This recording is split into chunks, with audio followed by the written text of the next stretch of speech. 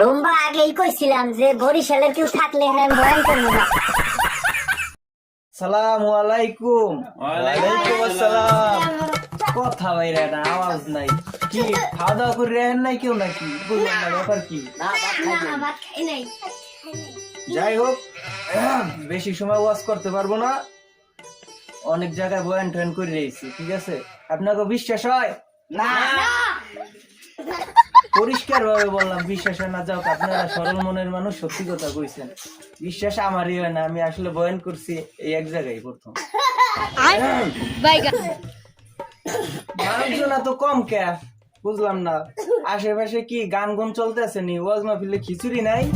খিচুড়ি নাই?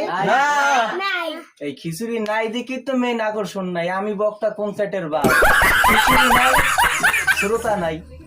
গান হইলো হইতো, গান হইলো হইতো, গান হইলো হইতো।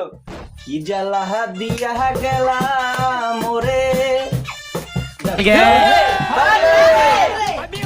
আগে একটা কথা বলি, এখানে বরিশালের কোন শ্রোতা আছেন? থাকলে আগেই বলেন, আমি ওয়াজ করবো না।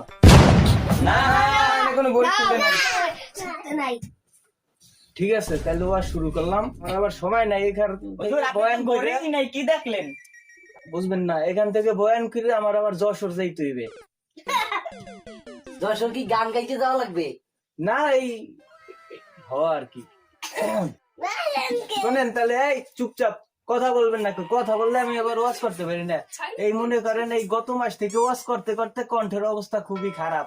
আমি কি করি আমি নিজেই বুঝি না, আপনারা বুঝবেন। ছাতা, যাই হোক, আলহামদুলিল্লাহ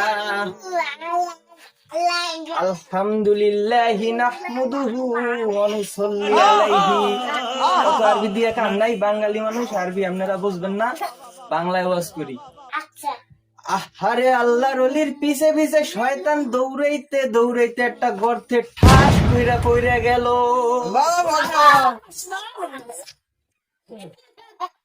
এই থামেন।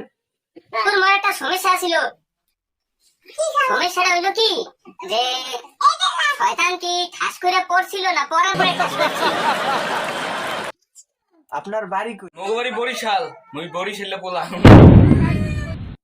রুম্বা আগেই কইছিলাম যে বরিশালের কেউ থাকলে আমি বয়ান করবো না।